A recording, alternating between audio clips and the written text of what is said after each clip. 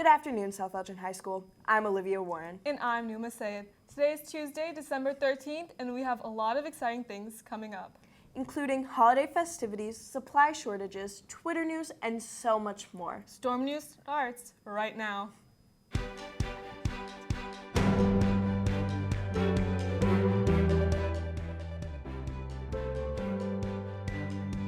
Hey Olivia, I heard you're performing in this year's Magicals. What is that? Well, it's a choir concert taking place next week.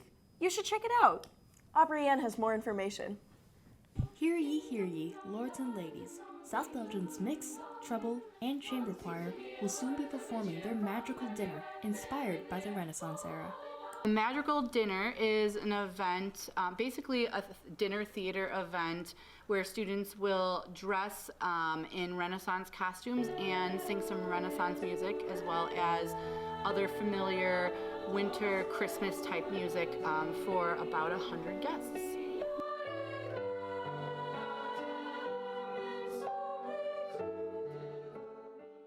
According to Mrs. Castillo, there are many things being done in preparation for this musical dinner, from costume fittings to practicing music. We've been coming out here in the atrium as well to kind of get a feel for it and what it's actually going to be like on the night of Magicals.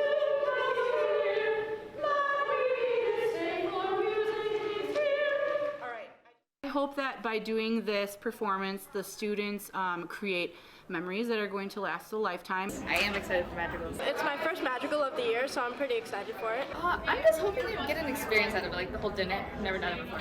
I hope that the students will bring a little bit of magic to the audience during the holiday season. And I hope that we bring people some joy, even if it's just for a couple hours.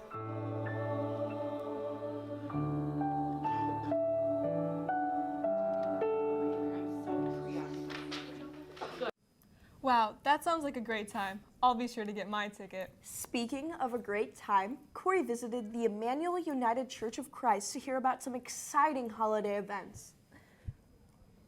Located at 415 West North Avenue is the Emmanuel United Church of Christ, where I had the chance to visit their 11th annual Christmas event, which hosts bake sales, craft sales, and many more. But most eye-catching was their newly added community tree competition. To learn more, I interviewed the organizer of the event, Marlene Palmer. I'm a lifelong resident of Bartlett and a lifelong member of this church. The event we host is in conjunction with Merry and Bright, which is a village-wide community celebration tree lighting. The newest thing we have, I should say, is our community tree competition. We have invited all the civic organizations in the town of Bartlett. Some of the organizations run from a small business, Bartlett Vision, Rebecca's Cakes and Bakery, up to Lions Club, Rotary, the Chamber of Commerce, Village Garden Clubs, those kinds of things. We also have the sanctuary open if anyone would like to come in and light a candle in memory or in honor of someone, they may do so. Most people in Bartlett know it as the church with the red doors because our front doors are red. But they're invited in to kind of get themselves centered on the true spirit of Christmas before you get into Santa Claus and down to the tree lighting ceremony.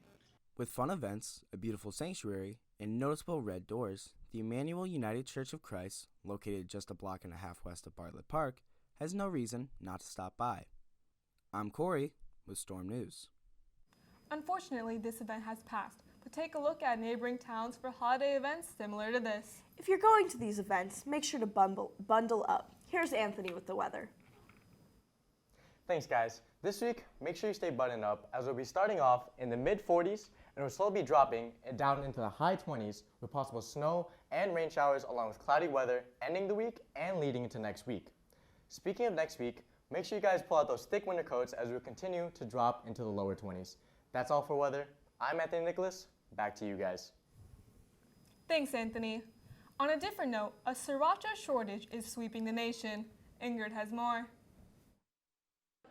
The decrease in chili peppers are increasing the net price of Sriracha sauce. Now, what are we going to do? Millions of Americans are experiencing this effect. American stores are stocking up on Sriracha, a chili sauce enjoyed by many. The price skyrocketing and the lack of spicy goodness production concerns many. I interviewed Mr. Del Judas, a dean assistant at South Elgin High School and a great enthusiast. I absolutely love this stuff. He believes inflation is a big factor to the rising prices of Sriracha. But I gotta have my rooster sauce.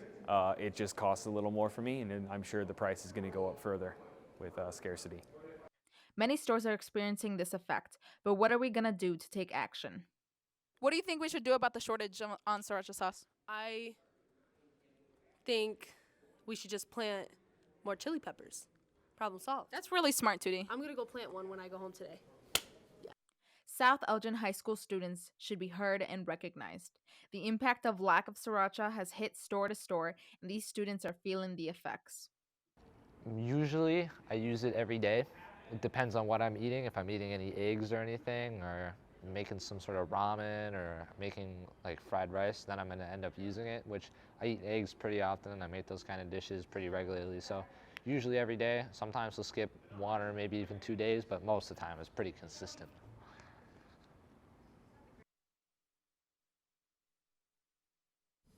Thanks, Ingrid. As a spicy food lover, I feel your struggle. Numa, what are you doing? Oh, sorry. I'm just tweeting about next week's home basketball game on the 20th against Benton. Speaking of Twitter, Altone has more on the new Twitter regulations.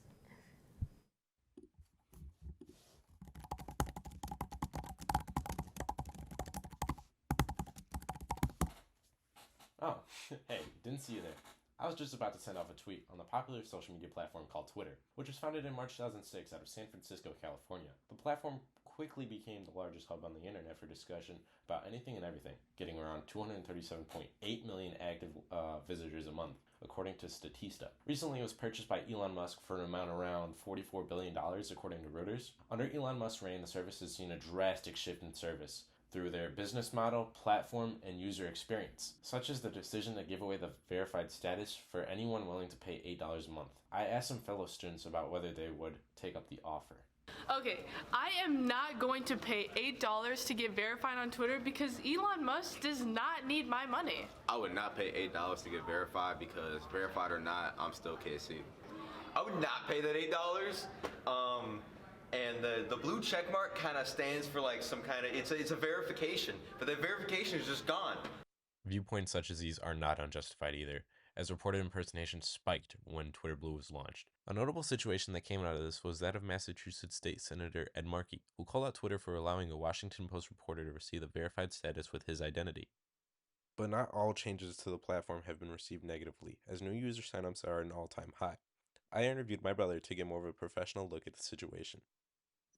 Hey there, I'm Nazim Amini. I'm a software engineer at Artisan Partners, which is a financial asset manager. Do you think Twitter is headed towards the direction of profit with the new Twitter Blue plan? I think his strategy that he's tried out so far, the intention was to make Twitter not as reliant on advertising. And in doing that, they tried to introduce the verified checkmark with Twitter Blue. That backfired immediately because he tried to do everything really fast and people were able to impersonate accounts that they should not have been able to, and it had some real life effects that I actually saw in some of my work.